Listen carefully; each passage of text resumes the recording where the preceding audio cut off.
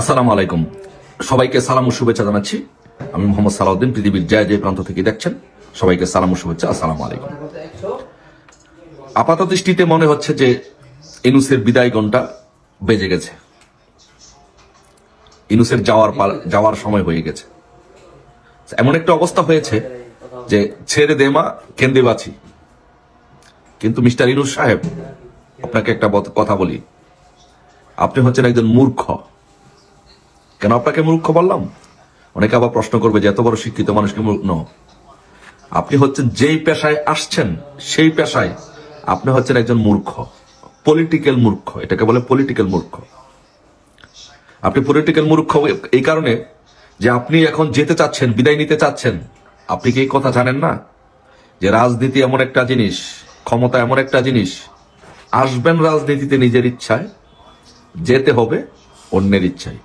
আপনি ইচ্ছা করলেই এখান থেকে নিজের ইচ্ছা আর যেতে পারবেন না।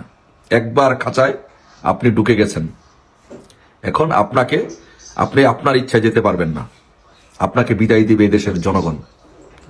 সেটা কিভাবে বিদায় দিবে সেটা দেশের জনগণ সিদ্ধান্ত নিবে। আপনাকে কি জোতার মালা পরিয়ে সারা বাংলাদেশ ঘুরিয়ে বিদায় দিবে, না গণপিটুনিতে আপনাকে নিঃশেষ করে দিয়ে বিদায় দেওয়া হবে?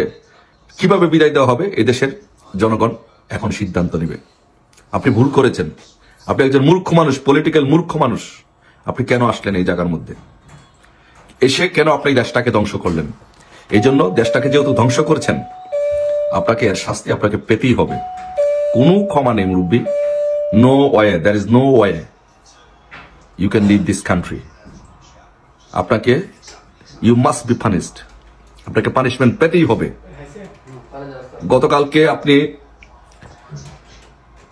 সশস্ত্র বাহিনী দিবস উপলক্ষে সেনাকুঞ্জে আপনি এবং আপনার এই যে কতিপয় কিশোর গ্যাংদের যাদের উপদেষ্টা বানিয়েছেন, তারা খালেদা জিয়ার সাথে, বেগম খালেদা জিয়ার সাথে যেভাবে খালেদা জিয়াকে মনে হচ্ছে যে খালেদা জিয়ার আপনার কোন ইউনিটের যুবদলের সভাপতি, সাধারণ সম্পাদক হিসেবেও যেরকম আচরণ করে আপনারা এর চেয়ে বেশি আচরণ করেছেন। তার মানে হচ্ছে আপনারা বিদায় নিতে চান।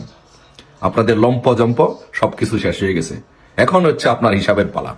এখন আপনি চাইলেই আপনি আর বিদায় নিতে পারবেন না। এখন আপনাকে বিদায় দিব আমরা, এদেশের জনগণ আপনাকে বিদায় দিব।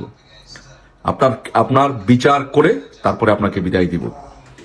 আপনি চাইলেই এদেশে আপনি কি মনে করছেন কি আপনি নির্বাচন করবেন, নির্বাচন করে বিএনপির কাছে ক্ষমতা হস্তান্তর করে আপনি চলে যাবেন সেফ এক্সিট নিয়ে? No no no no, there is no way brother. It doesn't work like that. এভাবে কাজ করে না। আপনার অধীনে বাংলাদেশের মাটিতে কোনো নির্বাচন হবে না। বাংলাদেশ আওয়ামী লীগ আপনার অধীনে কোনো নির্বাচনে যাবে না। আপনার অধীনে কিসের নির্বাচন? আপনি এদেশের স্বৈর শাসক, আপনি এদেশের দখলদার, আপনি এদেশের শান্তি বিনষ্টকারী, আপনি এদেশের গণতন্ত্র হত্যাকারী, আপনি মানুষ হত্যাকারী, আপনি পুলিশ হত্যাকারী, আপনি গণহত্যাকারী, ছাত্র হত্যাকারী। আপনার অধীনে কিসের নির্বাচন? আপনার অধীনে কোনো নির্বাচন হবে না। আপনাকে আমি কেন পলিটিক্যাল মূর্খ বললাম? আপনি এটা রিসার্চ করেন পরে। এখন তো লম্পজম্প করছেন, এখন বুঝবেন না। আপনি আমার পলিটিক্যালি আমার ছাত্র তো আপনি কখনই হতে পারবেন না। আপনি আমার ছোট ভাই ছাত্রলীগের সেক্রেটারি নাজমুল, অথবা সোহাগ, জাকির, রাব্বানি, অথবা সর্বশেষ যে সাদ্দাম ইরান, তাদের ছাত্র আপনি হওয়ার যোগ্যতা রাখেন না। পলিটিক্যালি বলছি, politically this is a long way to go. You need a lot of experience brother. So আপনি না জেনে শুনে বিষ পান করেছেন। এখন আপনাকে যন্ত্রণা সহ্য করতেই হবে। আপনার অধীনে বাংলাদেশে কোনো নির্বাচন হবে না। আপনি যেতে চাইলেও আপনাকে বিচার না করে বাংলাদেশ থেকে দেওয়া হবে না।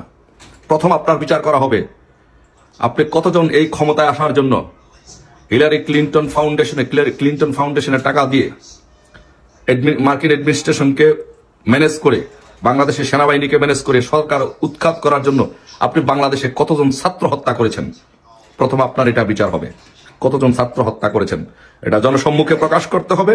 7.62 রাইফেল কোথা থেকে আসলো এটা জনসম্মুখে প্রকাশ করতে হবে। এগুলোর বিচার আগে আপনাকে করতে হবে।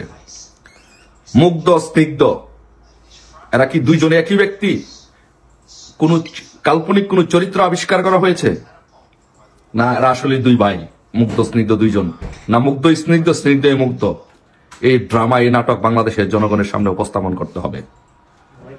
কতজন পুলিশকে হত্যা করেছেন বাংলাদেশের মাটিতে?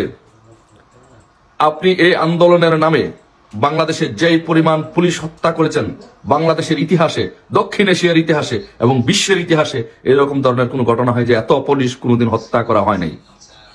আপনি ক্ষমতার লোভে, ক্ষমতার মসনদে বসার জন্য, আপনি সামাজিক ব্যবসা করার জন্য, সুদের ব্যবসা করার জন্য, বাংলাদেশ থেকে টাকা পাচার করার জন্য, আপনার গ্রামীণ ব্যাংকে আপনি সুদ মওকুফ করার জন্য আপনি ক্ষমতার মসনদে আহরণ করেছেন।